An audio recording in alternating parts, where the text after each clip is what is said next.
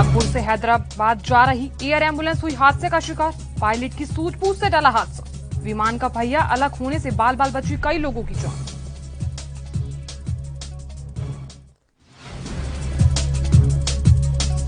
देश में कोरोना का कोहरान जारी। 24 घंटों में रिकॉर्ड 4,14,000 से ज्यादा नए मामले आए सामने, तो 3,920 लोगों ने गंवाई जान। 3,28,000 से ज्यादा लोग ठीक भी हुए। महाराष्ट्र, कर्नाटक और केरल में लगातार बढ़ रहे कोरोना के मामले। 24 घंटों में 40,000 से ज्यादा नए केस। महाराष्ट्र में सबसे ज्यादा 62,194 नए मामलों की पुष्टि।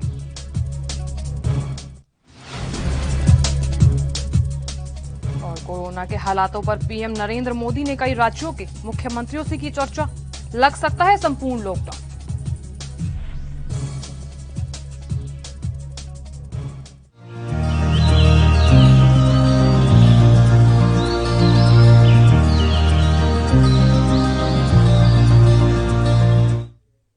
नमस्कार, एनबी न्यूज देख रहे हैं। यहां पर मैं हूं आपके साथ साधना बत्रा। बुलेटिन का आगाज बड़ी खबर के साथ करेंगे और इस वक्त की अहम और बड़ी खबर बता दें आपको, देश में कोरोना का कहर लगातार जारी है और कोरोना संक्रमितों का आंकड़ा 2.14 करोड़ के पार पहुंच गया है।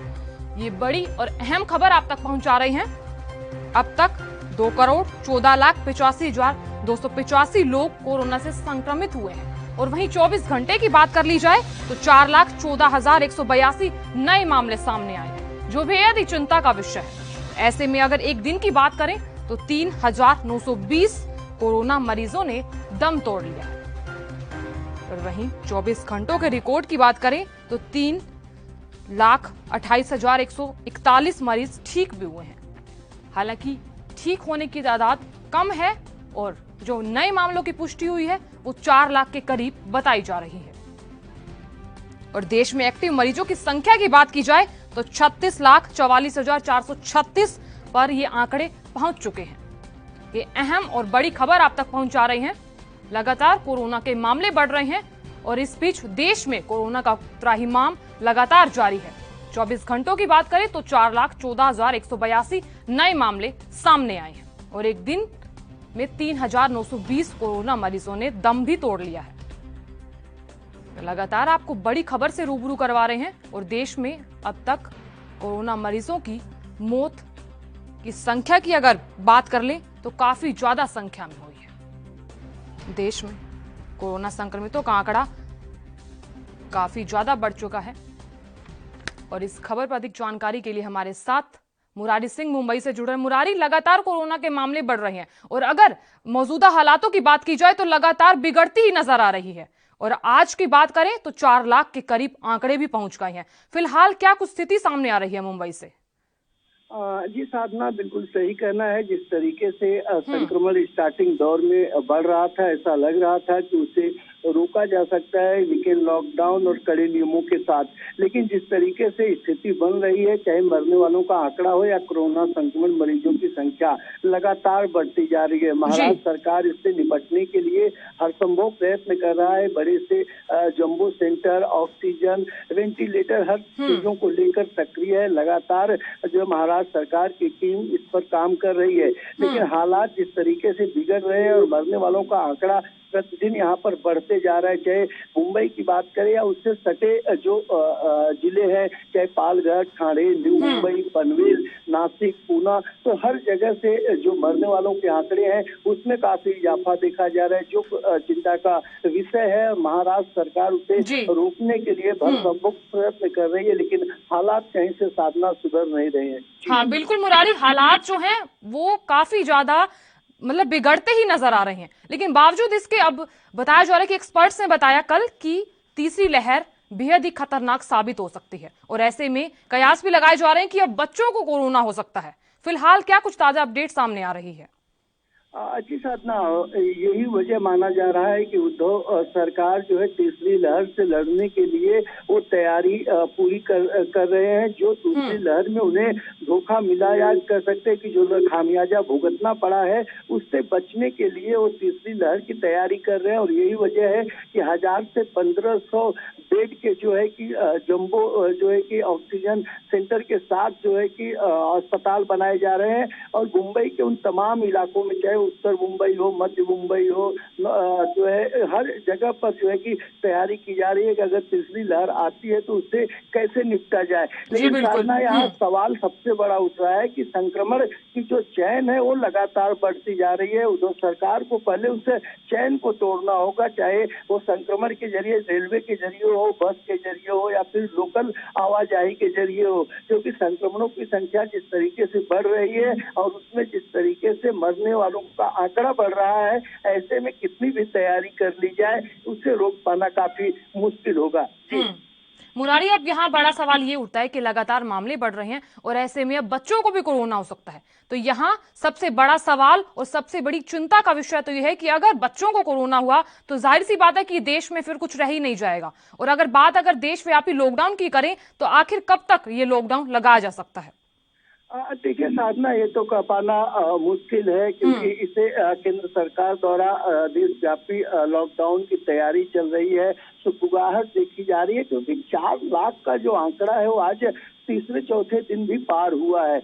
और ऐसे में जो मरने वालों की स्थिति है पूरे देश में काफी भयंकर स्थिति बना चुकी है। अगर लॉकडाउन संपूर्ण तरीके से लगाया जाता है तो शायद ये कहना भी गलत नहीं होगा कि इस चैन को तोड़ने में एक बड़ी भूमिका होगी। क्योंकि जब बच्चे इसका शिकार होंगे और बच्चों को लेकर के जब उनके पेरेंट्स दर बदर की ठोकर खाएंगे तो हालात काफी बिगड़ जाएगा और उसे सुधार पाना केंद्र और राज्य के लिए, दोनों के लिए एक चुनौती होगी। तो समय रहते केंद्र और राज्य सरकार अगर तीसरी लहर से लड़ने के लिए कोई उचित कदम नहीं उठाए तो साधना हालात इस कदर बिगड़ जाएंगे कि उसे सुधार पाना या उसे सोचकर भी पछताना काफी मुश्किल होगा।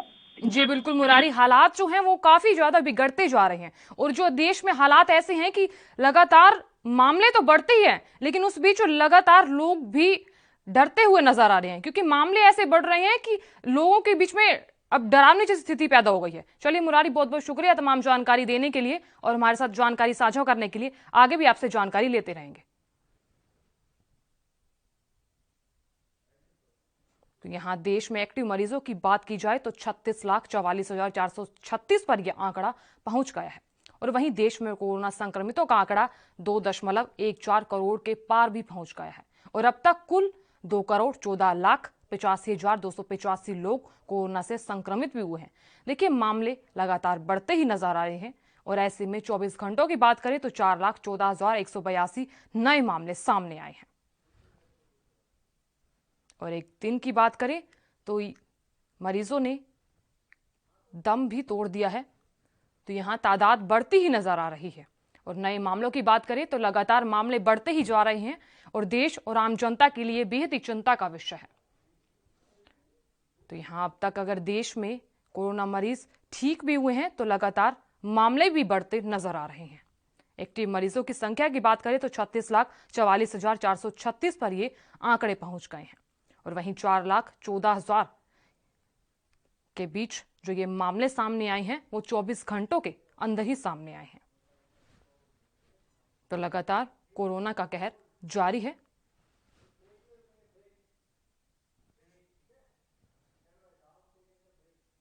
और यहां लेंगे छोटा सा ब्रेक। बने रहिए हमारे साथ और देखते रहिए एएनबी न्यूज।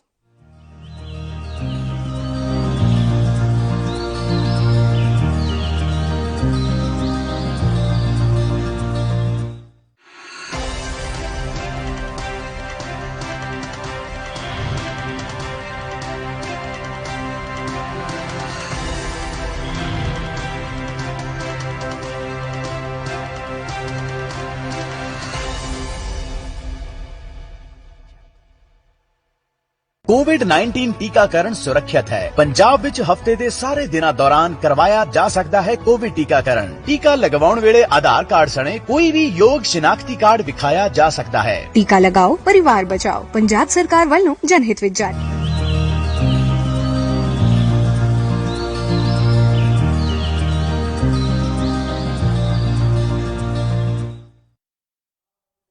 ब्रेक ब्रेक के बाद आप सभी का स्वागत है। खबरों का आगाज कर लेते हैं। कई बार मरीजों की मदद करने के लिए हवाई सेवा का इस्तेमाल किया जाता है, लेकिन एक एयर एम्बुलेंस जो मरीजों को लेकर नागपुर से हैदराबाद जा रही थी और उसे बीच में मुंबई की तरफ डाइवर्ट करना पड़ा। जानकारी के मुताबिक आपको बता दें, फ्लाइट जब नागपुर से टेक ऑफ करने जा रही थी तब उसका एक टायर अलग होकर जमीन पर गिर गया और ऐसे में उस फ्लाइट की मुंबई से इमरजेंसी लैंडिंग करवाई गई। दरअसल यहाँ C-90 एयरक्राफ्ट को नागपुर से हैदराबाद जाना था, तो यहाँ एयर एम्बुलेंस में कुल 5 लोग मौजूद थे और जिसमें 2 क्रू और इसके साथ एक मेंबर, एक डॉक्टर और एक मरीज भी शामिल थे। लेकिन जैसे ही वो एयर एम्बुलेंस नागपुर से टेक ऑफ हुई, उसमें कुछ दिक्कत आने लगी और पता चला इस मामले में कि नागपुर एयरपोर्ट पर ही जब टेक ऑफ की तैयारी की गई तब एक व्हील की अलग होकर ग्राउंड पर गिर गया। तो यहाँ परिस्थिति की गंभीरता को समझते हुए फ्लाइट में मौजूद पायलट ने सूझबूझ दिखाई और बेली लैंडिंग करने का फैसला लिया गया। तो यहाँ नतीजा ये हुआ कि समय रहते वो फ्लाइट मुंबई से सुरक्षित लैंड करवाई गई और अब मरीज को मुंबई के एक ही अस्पताल में एडमिट करवाया गया है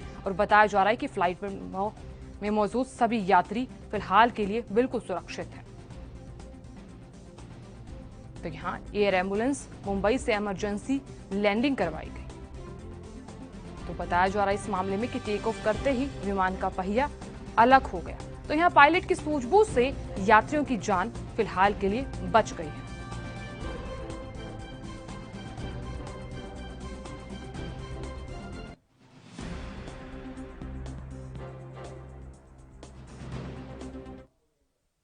और इस खबर पर अधिक जानकारी के लिए हमारे साथ मुंबई से मुरारी सिंह जुड़े। मुरारी, जैसा कि सामने आया कि पायलट की सूझबूझ से कई यात्रियों की जान बची है और ऐसे में बताया जा रहा है कि नागपुर से हैदराबाद एक लैंडिंग करने के लिए जा रहा था, तो बीच में मरीज काफी ज्यादा सुरक्षित बताए जा रहे हैं। फिलहाल जो जानकारी है उसकी ताजा अपडेट क्या सामने आ रही है? जी साधना, आपको बताएं कि नागपुर से हैदराबाद के लिए एयर एम्बुलेंस जो है गुरुवार देर रात रवाना हुआ था, लेकिन आपातकालीन स्थिति में उसे मुंबई में लैंडिंग कराना पड़ा क्योंकि उड़ान भरते समय ही जो आगे के चक्का था वो जो है कि विमान से अलग हो गया था। जिसके बाद जो है पायलट ने अपने यंत्रणाओं के साथ संपर्क किया। उसके बाद इसे मुंबई के लिए डाइवर्ट किया गया। छत्रपति शिवाजी महाराज अंतर्राष्ट्रीय एयरपोर्ट पर फायर ब्रिगेड के जवान वहां पर पूरी तरह से चुस्त और दुरुस्त थे और जिस तरीके से ड्राइवर ने यहाँ पर अपने हौसले और जज्बे को दिखाते हुए जिस तरीके से बगैर टायर के विमान की लैंडिंग की है और उसमें किसी का जो है कि जान जोखिम में नहीं गया है, ये काफी सराहनीय थी। लेकिन जिस तरीके से हादसा हुआ है उसे लेकर के जो है कि जांच की भी बात कही जा रही है, क्योंकि इस परिस्थितियों में एयर एम्बुलेंस किस तरीके की तैयारी थी कि टेक्निकल उड़ान भरते ही इस तरीके की घटना हुई है। फिलहाल इस पूरे मामले को लेकर के जो एयरवेज के अधिकारी हैं वो जांच के आदेश दे दिए हैं। लेकिन अगर बात यहाँ मरीजों की करें तो फिलहाल क्या स्थिति सामने आ रही है? साधना, देखिए जिस तरीके से यहाँ पर घटना घटी है, ऐसे में डॉक्टर की टीम, एम्बुलेंस और फायर ब्रिगेड के जो कर्मचारी थे वो एयरपोर्ट पर चुस्त और दुरुस्त थे। जैसे ही विमान लैंडिंग की उसमें से आग और गैस के धुएं निकलने लगे। लगातार वहाँ पर बचाव टीम की गई और सबसे पहले जो अंदर मरीज थे उन्हें जो है ताबड़तोड़ निकाल करके अस्पताल में शिफ्ट किया गया। जो क्रू मेंबर थे उन्हें वहां से निकाला गया। उनका जो है कि स्वास्थ्य के हिसाब से उन्हें ताबड़तोड़ जो है कि अस्पताल भेजा गया। तो जिस तरीके से बचाव कार्य था उसमें भी मुंबई एयरपोर्ट की तरफ से कह सकते हैं कि बड़ी भूमिका निभाई गई इस आपातकालीन लैंडिंग में। जी मुरारी, अगर पायलट की बात करें तो देखिए कई यात्रियों की उन्होंने जान बचाई। फिलहाल पायलट से आपकी बात हुई होगी या फिर फिलहाल उनकी क्या स्थिति बताई जा रही है? देखिए, पायलट ने आधिकारिक तौर पर कोई बयान नहीं दिया है, लेकिन जो जानकारी मिली है पायलट ने कहा कि उसे थोड़ा सा अनुभव हो चुका था कि फ्लाइट में काफी मिस्टेक है और उसे जो है तुरंत अपने सहयोगियों से संपर्क करना चाहिए और पायलट ने कोई भी लापरवाही न करते हुए मुंबई सहित नागपुर एयरपोर्ट जो उनके सिस्टम्स होते हैं वहां पर उन्होंने इसकी जानकारी दी और जैसे उन्हें मुंबई के लिए जो है कि कहा गया कि आप मुंबई में इसकी आपातकालीन लैंडिंग कराइए और वहां पर जो है व्यवस्थाएं की गई है और जिस सूझबूझ के साथ पायलट ने मुंबई में जिस तरीके से लैंडिंग की है ये काफी सराहनीय थी, क्योंकि आगे का जो चक्का था जिस पर प्लेन फीट पर फर्स्ट लैंडिंग मारती है वही टायर उस जहाज के अंदर नहीं था। तो ये बड़ी काबिल तारीफ कर सकते हैं कि उस पायलट का था कि उन्होंने बड़ी सूझबूझ के साथ ये आपातकालीन लैंडिंग की, जिसमें पेशेंट के साथ साथ जहाज के अंदर जो मेंबर थे या जो कर्मचारी थे उन्हें सब कुशल वहां पर ड्राइवर द्वारा बचाया गया। चलिए मुरारी, बहुत बहुत शुक्रिया तमाम जानकारी देने के लिए और जानकारी साझा करने के लिए। फिलहाल के लिए लेंगे छोटा सा ब्रेक। बने रहिए हमारे साथ और देखते रहिए ANB न्यूज।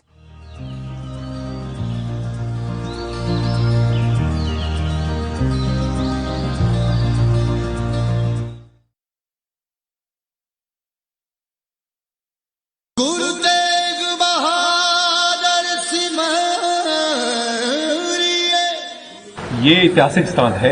यहाँ हमारे 2 गुरुओं के चरण पड़े हैं। फर्स्ट गुरु गुरु नानक देव जी 1505, उसके बाद 1666 को 9वें गुरु गुरु तेग बहादुर साहब। 1666 में औरंगजेब ने राम सिंह को भेजा, उनको हुक्म किया या तो आप राजपाट छोड़ो या आप करो।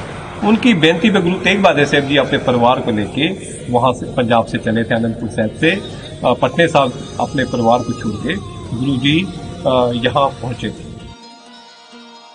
यहीं बैठ के गुरुजी ने यहाँ की लोकलवासी नेता धोबन थी जो लोगों को तंग करती थी, उसने गुरुजी के ऊपर भी हमले किए। वो समझ गई कि ये कोई कुदरती पावर है, मैं इनका मुकाबला नहीं कर सकती। गुरुजी ने कहा कि आप भले काम करो, आप क्यों बुरे काम करती है, वैसे ही आपका नाम अमर होगा। तो फिर उसने भले काम किए, उनके नाम से ये सही है।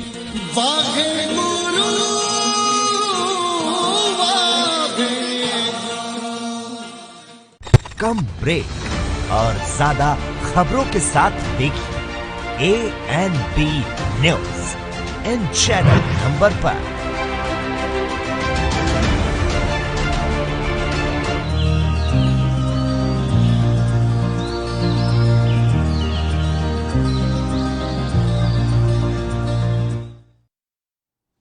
ब्रेक के बाद आप सभी का स्वागत है। चलिए खबरों में बढ़ते हैं आगे। दिल्ली में बढ़ते कोरोना संक्रमण के बीच केजरीवाल सरकार ने बड़ा फैसला लिया है और इस फैसले के तहत सरकार ने दिल्ली में कोरोना की नई गाइडलाइंस जारी की हैं और जिसके तहत अब आंध्र प्रदेश और तेलंगाना से दिल्ली आने वाले लोगों को 14 दिनों तक क्वारंटीन में रहना अनिवार्य होगा।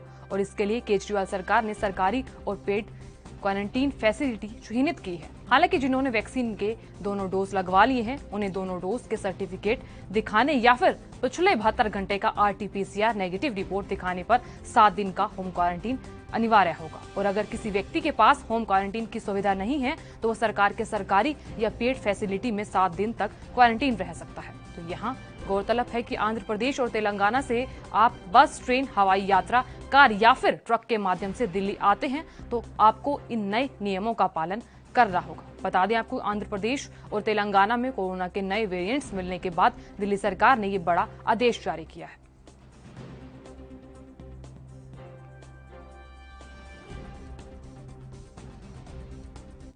उधर अयोध्या में लॉकडाउन का डीएम अनुज झा और प्रभारी SSP ने जायजा लिया तो लॉकडाउन को सख्ती से पालन कराने के निर्देश दिए गए। और ऐसे में लॉकडाउन का जायजा लेने के बाद मीडिया से बात करते हुए डीएम ने बताया कि मेडिकल के साथ जनरल स्टोर का भी दुकान खोलकर होम डिलीवरी करने के लिए ये बड़ा आदेश जारी किया गया है। तो ऐसे में 10 मई सुबह 7 बजे तक लॉकडाउन लगाया गया है। और दूसरे जिलों में जाने के लिए जो ई-पास बनेगा उसके लिए कलेक्ट्रेट में काउंटर खोल दिया गया है और ऐसे में पोर्टल के माध्यम से इसके लिए अप्लाई किया जा सकता है।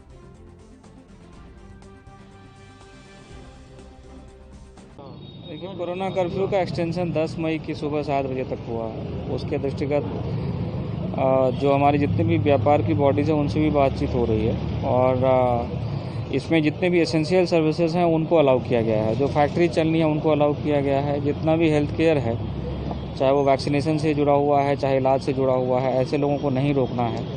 तो ये लोग बाहर आते भी हैं, तथापि लगातार जांच पड़ताल की जा रही है और बैरियर लगा के चेकिंग्स की जा रही हैं इस पॉइंट ऑफ व्यू से कि जिनको एसेंशियल किसी काम से निकलना है, सर्विसेज के लिए निकलना है, वो निकलेंगे और लोग अनावश्यक इधर उधर ना घूमें, उस पर अंकुश रहे। तो इस दृष्टिकोण से मास्क का भी जो है जांच करके और उसकी चालान किए जा रहे हैं और गाड़ियों की भी आवागमन पे जांच किए जा रहे हैं। तथापि कुछ लोग तो निकलेंगे। अब जैसे कई दिनों से चूँकि मार्केट बंद था तो जो गल्ला का जो व्यापार है वो थोड़े देर के लिए खोला गया।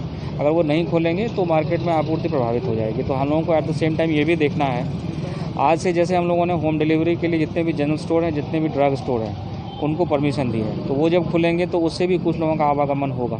तो इस तरह की जो सर्विसेज हैं जो एसेंशियल हैं उनको साथ साथ चलाए भी रखना है ताकि लोग। उधर हरियाणा में कोरोना का कहर लगातार बढ़ता ही नजर आ रहा है और ऐसे में संक्रमण को काबू करने के लिए सरकार अपने स्तर से तमाम कोशिशें कर रही है। और इस बीच मुख्यमंत्री मनोहर लाल खट्टर ने जिला उपायुक्तों के साथ वीडियो कॉन्फ्रेंसिंग के माध्यम से बैठक की। तो यहां सीएम मनोहर लाल खट्टर ने कोरोना नियंत्रण के संबंध में तैयारियों की समीक्षा की और इस बैठक में सीएम सभी सरकारी और निजी अस्पताल बेड, मरीजों की संख्या, ऑक्सीजन उपलब्धता का डेटा को लगातार पोर्टल पर अपडेट करने के लिए कहा गया है। और ऐसे में मुख्यमंत्री ने साथ ही ऑक्सीजन आपूर्ति करने वाले टैंकर और ऑक्सीजन की मांग की निगरानी करने के लिए जिलों में टीम गठित करने के निर्देश भी जारी कर दिए हैं।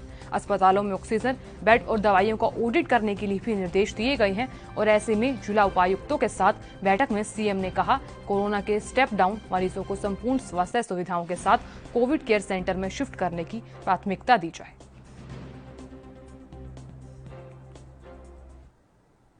हरियाणा में कोरोना का कहर लगातार जारी है और इसके चलते यहां प्रदेश में सभी व्यापार, छोटे उद्योग, धंधे और स्थानीय स्तर पर होने वाले लघु उद्योगों को भारी नुकसान हो रहा है। और ऐसे में प्रदेश की बात करें तो प्रदेश में सरकारी विभागों को बड़ा ज्यादा नुकसान उठाना पड़ रहा है।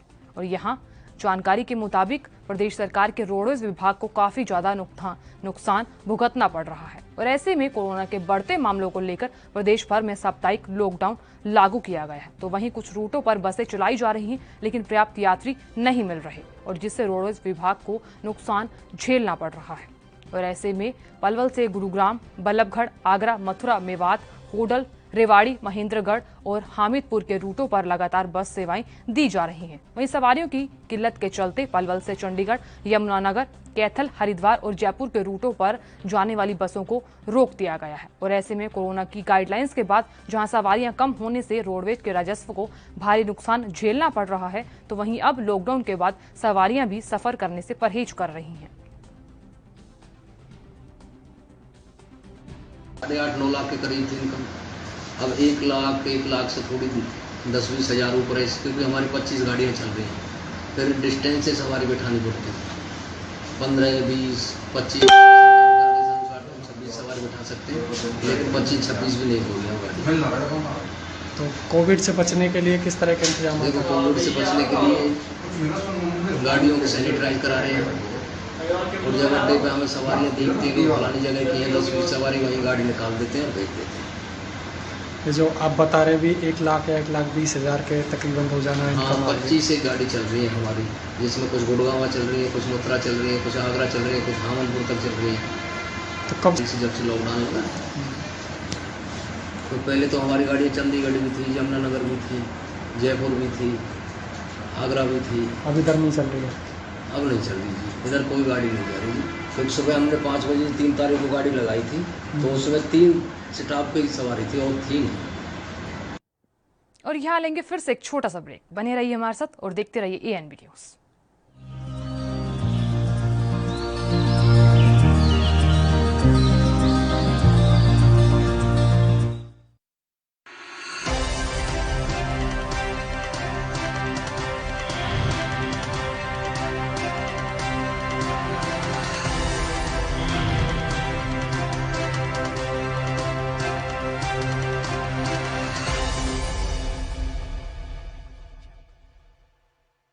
ਪੰਜਾਬ ਵਿੱਚ ਹਰ ਦਿਨ ਟੀਕੇ ਲਗਵਾਉਣ ਦੀ ਸਮਰੱਥਾ ਵਾਲੇ ਸਰਕਾਰੀ ਟੀਕਾਕਰਨ ਕੇਂਦਰ ਸਥਾਪਿਤ ਕੀਤੇ ਗਏ ਹਨ। ਸਰਕਾਰੀ ਸਿਹਤ ਕੇਂਦਰਾਂ ਅਤੇ ਹਸਪਤਾਲਾਂ ਵਿੱਚ ਹਫਤੇ ਦੇ 7 ਦਿਨ ਬਿਲਕੁਲ ਮੁਫਤ ਲਗਾਇਆ ਜਾ ਰਿਹਾ ਹੈ ਟੀਕਾ। टीका लगाओ, परिवार बचाओ। पंजाब सरकार वालों जनहित विच जारी।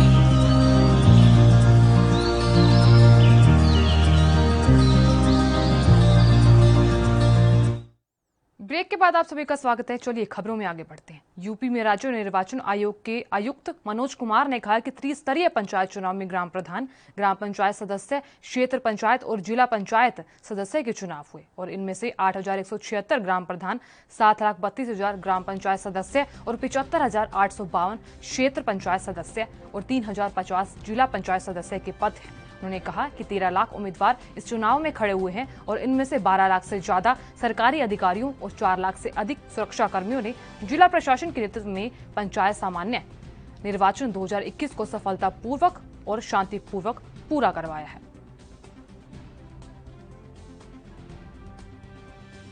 उत्तर प्रदेश में निर्वाचन आयोग द्वारा ये स्तरीय पंचायत चुनाव था। इसमें पहला स्तर ग्राम प्रधान, ग्राम पंचायत सदस्य, क्षेत्र पंचायत सदस्य और जिला पंचायत सदस्य 4 पदों पर चुनाव कराया जाना था। इसमें हमारे यहाँ करीब 8,176 ग्राम प्रधान के पद हैं, 7,32,000 ग्राम पंचायत सदस्य के पद हैं, 75,852 क्षेत्र पंचायत के सदस्य हैं और 3,050 लगभग ये जिला पंचायत सदस्य के पद हैं। इस तरह से कुल 8 लाख पदों के सापेक्ष 13 लाख उम्मीदवार इस निर्वाचन में खड़े हुए। यह दुनिया की सबसे बड़ी निर्वाचन प्रक्रिया पूरी हुई है, क्योंकि इतने सदस्य, इतने लोग, इतने उम्मीदवार इतने पदों पे कहीं नहीं पाए जाते। इस चुनाव में 12 लाख से अधिक सरकारी अधिकारियों एवं कर्मचारियों तथा 4 लाख से अधिक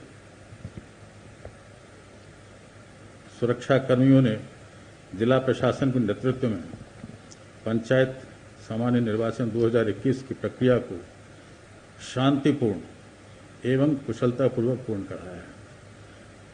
इसके लिए मैं जिला प्रशासन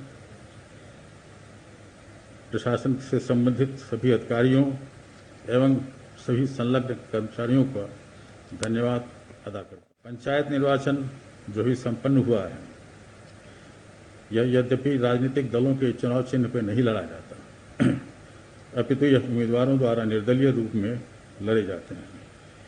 प्रदेश की ग्रामीण जनता ने इस निर्वाचन में बहुत ही बढ़ चढ़कर हिस्सा लिया और अपना पूर्ण सहयोग किया। इसके लिए मैं उधर यूपी के महोबा में पंचायत चुनाव सकुशल संपन्न होने के बाद नवनिर्वाचित ग्राम प्रधान और जिला पंचायत सदस्य कोविड-19 गाइडलाइन का जमकर मखौल उड़ा रहे हैं और यहाँ गांव-गांव में सैकड़ों की भीड़ एकजुट करके ये दोनों कहीं तुलादान करा रहे हैं। तो यहाँ चुनाव में वोट न देने पर प्रधान ने अपने गुर्गों के साथ मिलकर लाठी डंडों से घर में घुसकर जमकर मारपीट की। तो यहाँ ग्राम प्रधान की दबंगई और कोविड-19 के नियमों को दरकिनार कर सोशल डिस्टेंसिंग की धज्जियां उड़ाने वाले की वीडियो सोशल मीडिया पर जमकर वायरल हो रही है। और ऐसे में बताया जा रहा है कि वही प्रधान के गुर्गों की मारपीट में तकरीबन 12 लोग घायल हुए हैं और जिनमें से 3 लोग गंभीर घायल भी बताए जा रहे हैं।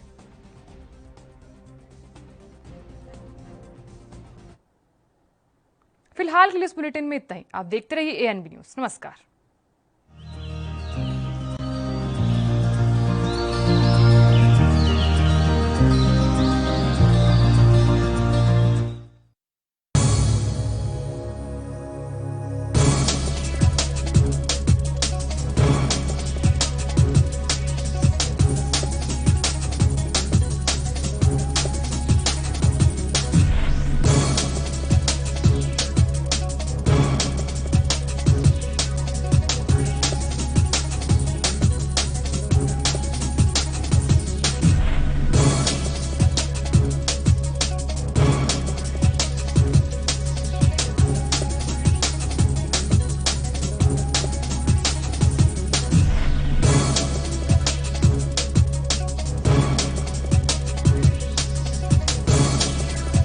कम ब्रेक और ज्यादा खबरों के साथ देखिए ANB news in channel number पर।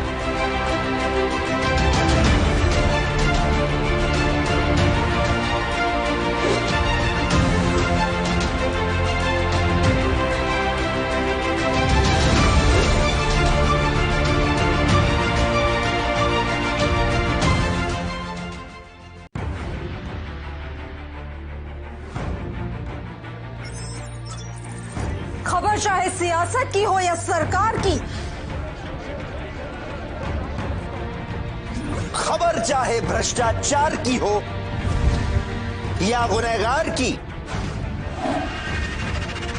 दिन भर में क्या रहा देश जगत का हाल, किस मुद्दे ने बनाई किसकी सरकार, रखते हैं हम सब पर नजर, पहुंचाते हैं हम हर खबर। हम हैं ANB न्यूज।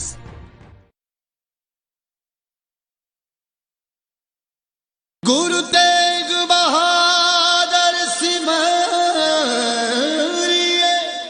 ਔਰੰਗਜ਼ੇਬ ਦੇ ਵੱਲੋਂ ਹਿੰਦੂ ਧਰਮ ਦੇ ਲੋਕਾਂ ਦੇ ਉੱਪਰ ਅਤਿਆਚਾਰ ਕੀਤਾ ਜਾ ਰਿਹਾ ਸੀ। ਤੇਗ ਬਹਾਦਰ ਮਹਾਰਾਜ ਜੀ ਦੇ ਚਰਨਾਂ ਦੇ ਵਿੱਚ ਕਸ਼ਮੀਰੀ ਪੰਡਤ ਪਹੁੰਚੇ, ਆ ਕਰਕੇ ਫਰਿਆਦ ਕੀਤੀ। ਗੁਰੂ ਤੇਗ ਬਹਾਦਰ ਮਹਾਰਾਜ ਜੀ ਨੇ ਦਿਲਾਸਾ ਦਿੱਤਾ ਕਿ ਜਾ ਕਰਕੇ ਤੁਸੀਂ ਔਰੰਗਜ਼ੇਬ ਨੂੰ ਕਹਿ ਦੇਵੋ ਕਿ ਸਾਡਾ ਗੁਰੂ ਤੇਗ ਬਹਾਦਰ ਜੀ ਹੈ, ਉਹਨਾਂ ਨੂੰ ਆਪਣੇ ਧਰਮ ਵਿੱਚ ਤਬਦੀਲ ਕਰ ਲਵੋਗੇ ਤੇ ਅਸੀਂ ਸਾਰੇ ਹੀ ਇਸਲਾਮ ਧਰਮ ਨੂੰ ਕਬੂਲ ਕਰ ਲਵਾਂਗੇ। ਔਰੰਗਜ਼ੇਬ ਨੇ ਗੁਰੂ ਤੇਗ ਬਹਾਦਰ ਮਹਾਰਾਜ ਜੀ ਦੇ ਗ੍ਰਿਫਤਾਰੀ ਦੇ ਵਾਰੰਟ ਜਾਰੀ ਕੀਤੇ। ਗੁਰੂ ਤੇਗ ਬਹਾਦਰ ਮਹਾਰਾਜ ਜੀ ਨੇ ਹਿੰਦੂ ਧਰਮ ਦੀ ਰੱਖਿਆ ਦੇ ਲਈ ਦਿੱਲੀ ਚਾਂਦਨੀ ਚੌਂਕ ਦੇ ਅੰਦਰ ਬਲੀਦਾਨ ਦਿੱਤਾ। ਗੁਰੂ ਤੇਗ ਬਹਾਦਰ ਮਹਾਰਾਜ ਜੀ ਦੇ ਬਾਬਤ ਇਹ ਕਿਹਾ ਜਾਂਦਾ, ਗੁਰੂ ਤੇਗ ਬਹਾਦਰ ਮਹਾਰਾਜ ਜੀ ਹਿੰਦ ਦੀ ਚਾਦਰ ਨੇ।